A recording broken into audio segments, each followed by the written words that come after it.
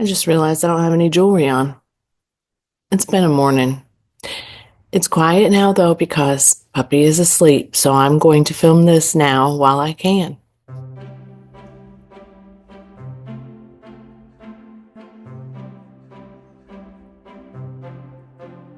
Hi readers, it's Lori. Welcome back to my channel, Books, Ink, and Paper, or welcome if this is your first time. And oh, I have this. Look, I'm leaving it, but this is so my cat doesn't scratch the arms of my furniture. We have a blanket on every piece of furniture in this room. Anyway, I'm going to leave it because this is my real life. Today, I'm going to talk about the books I'm unhauling. I had a moment when I did the haul video, and since then, I had some time to think about the books I hauled and what made me haul them.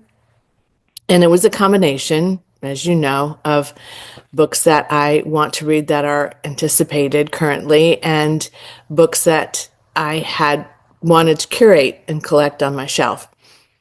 And that's important to me. There are certain authors that I really choose to collect, and there's certain authors that I really don't.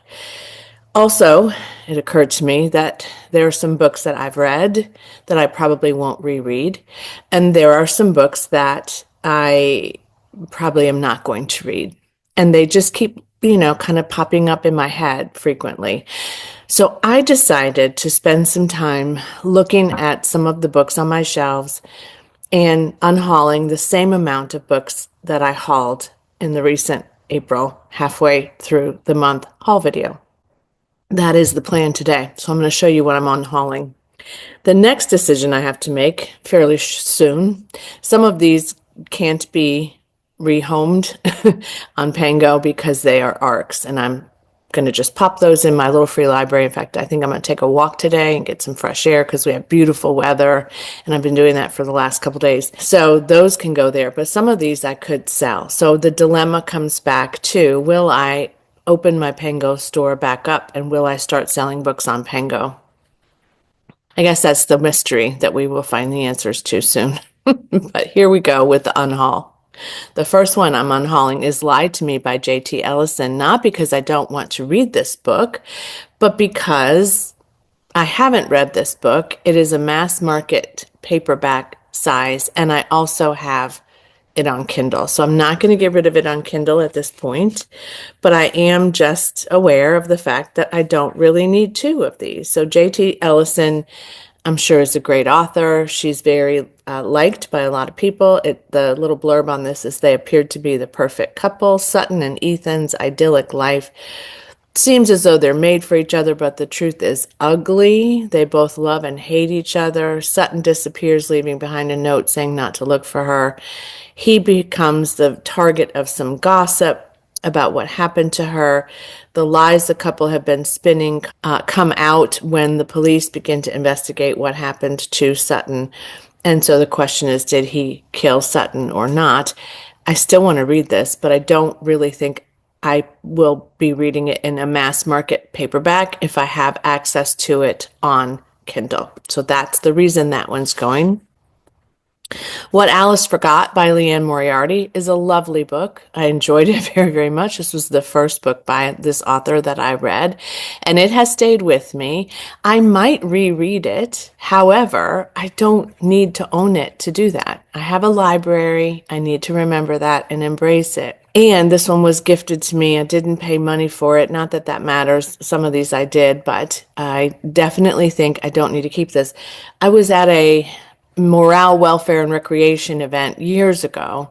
MWR is military service bases provide these things. And we were doing an art project, and they had some books, and they passed them out and said if we wanted these books, somebody donated them. So I got this one, and I also got another one. I can't remember the name of it, but I haven't read that one. The Hypnotist something is that one. But I have read this one, and I don't plan to reread it again. And again, this is mass market paperback. But if I do decide to reread it, I can find it at the library. This one my daughter gave me, I did read, this one as well. I'm thinking of Ending Things by Ian Reid, and this is a Netflix film now, so if you wanted to watch it, I think it's still streaming on Netflix. I don't know. I did read this. It was really weird. It was 3 stars for me. My daughter gave it to me because she had read it and she wanted to know how I felt about it. We both felt equally certain that it was one of the weirdest books we'd read, but I enjoyed it. It's not terrible. I really, really enjoyed it.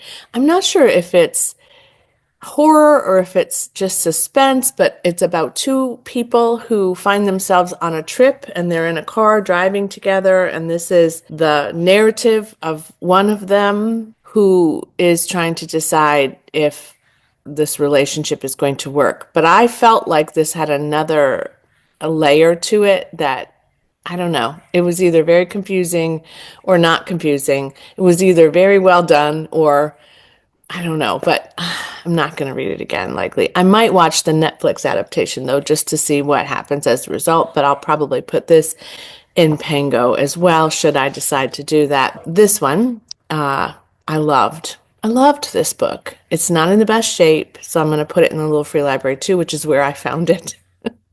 But I'm not probably going to reread this. I will reread other books by Tayari Jones, but probably if I did, again, I can get it at the library, right? I just need to keep telling myself that. But this is a really well done book. This is about Ray and Celestial, and they are fairly newly married and in love, and they are visiting family, as I remember, and they're staying in a hotel overnight on the way to or from, or just because they're with family. Nevertheless, the police bust into the hotel room, break open the door, and they arrest Ray for a crime he says he did not commit.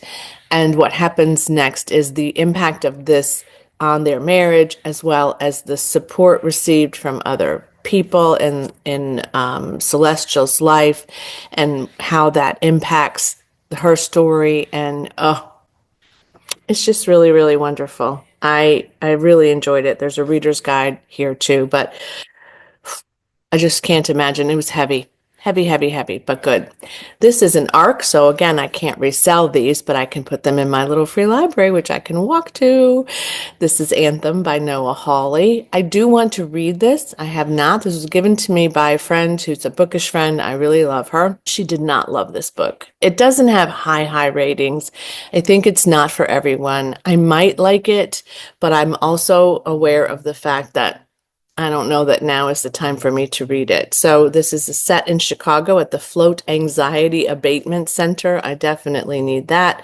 Simon Oliver is trying to recover from his sister's death, breaks out of that abatement center to join a woman named Louise and a prophet on a quest as urgent as it is enigmatic. Sounds great, right? But not probably going to read it. And it's pretty chunky too.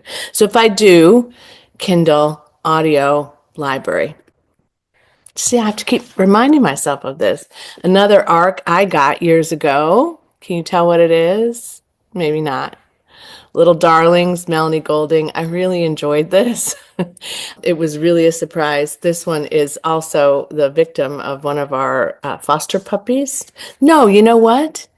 I lent this to my daughter to read. She did. Then my daughter lent it to her friend to read. She did. Her friend's puppy ate the cover of this book and a couple of pages. So this will have to go to somebody who's really wanting to read this book. It was dark and difficult. Gosh, this one was good. I think this came out in 2019. So I've had this for a while. Okay, so this woman has twin children. Little darlings. She's in the hospital room recovering from the birth, and she sees what she believes to be a woman who replaces her babies with other babies who she thinks are creatures.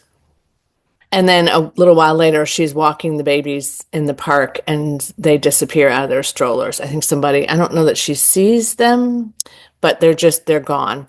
But then somebody says, oh, here, we found your babies. We found your babies. And they bring them back. But she says, these are not my babies. These are not my babies. And she keeps trying to tell her husband and everybody else in her life, these are not my babies. Gosh darn it, as I talk about this, I might have to reread this before I let go of it because it really was good. Compulsive, creepy, and inspired by some dark folklore. Yeah, I may just take this one back for now. I don't know. We'll see. Carolyn Haynes is an author that I know a bit about because she lives near me. She's published a lot of cozy mysteries over the years, which I have a number of. My partner really likes those as well. Summer of the Redeemers is not cozy. I got this at a used bookstore. This is set in the South. Becca Rich is crossing the border from adolescence into grown-up world of enticement, danger, and evil. The story it tells, the voice that tells it, and the spell it casts are utterly original and indelibly its own. So she's in rural Mississippi, 1963, and there is a lot of buzz and talk about a mysterious child murder that had happened in 1953. Collie's best friend's baby sister is stolen too, so there's a theme here. So they have to figure out what happened to the baby, and it's not that I don't want to read it. It's also not that I can't find it somewhere. I just don't think I'm going to get to it. Maybe ever. I don't know why. I just maybe ever. Yeah. So that one's going. This one is not in the best shape. So this one may go to the Little Free Library as well. This is Before We Were Yours by Lisa Wingate. I've had this for a long, long time. There's a lot of children in these books that I'm unhauling. 2017, this was copyrighted, and I think somebody gave it to me then to read because they really loved it. In Memphis, 1939, 12-year-old Real Foss and her 4 younger siblings live a magical life aboard their family's Mississippi River shanty boat. The father rushes the mother to the hospital. Real is left in charge. Strangers arrive in force, and they take all of the children and put them in the Tennessee Children's Home Society orphanage. And then present day, there is a woman who's a federal prosecutor and is living a pretty happy life, and she returns home to help her father in a health crisis, and she finds out some things that take her on a journey to some history that she did not realize happened. Is she one of those children? Maybe, probably, I don't know. But that actually did happen. There actually was a Tennessee Children's Home Society orphanage. And that is a creepy, horrible thing to know. I don't know why. I just never picked this up. A lot of people love Lisa Wingate. I'm not suggesting that I wouldn't, but I can, you know what I can do. You know if I want to read it, what I can do. All right, and then these two are the same author. And gosh darn it, I've just never, ever picked them up. The Historian by Elizabeth Kostova, and this is The Swan Thieves by Elizabeth Kostova. They're both really, they're both really big and broad. This one is about vampires, and it is set in, I don't even know when. It's about letters that are recovered, and this is sort of the origin story of Dracula, I think. Again, this is very deep. It has a map. It is certainly for a person who's committed to this story. I have tried to commit to this and open it up for a long time. Just haven't. 2005, this was published. So I'm sadly parting with that because I just don't think it's going to happen. And then this one is a little bit different, but also large. So this is about an artist. You can kind of tell that from the cover. A man named Robert who attacks a canvas at a museum, National Gallery or something. And he's, I think, then put into an institution. He won't say why he did it, except he keeps saying, I did it for her. But who is she? So they're going to try to find out who she is and what the story is behind that violent act and the destruction of that canvas. So I'm sure it's great. I'm just not seeing myself get to it. So that's my unhaul for the month of April. I haven't done an unhaul literally in a while. I mean, that's not true. I think I did a little bit of an unhaul in January, but it's time for me to start focusing on that because there's so many books on these shelves that I'm probably not going to get to, and there's so many books on these shelves that I've read and they were lovely, and I'm probably never going to read them again. So I will probably announce at some point if I open the Pango store and if these are available and if one of these is exciting to you, then maybe you can snap that up. But let me know if you've read any of these as well because I'm curious about them. I don't know that that will keep me from unhauling them, but I am wanting to know if you have completed any of this, especially if any of you read The Historian, because I think that is a commitment that deserves a blue ribbon for sure. So let me know how you feel about those books if you've read them or any of these authors. And as always, happy reading. Bye.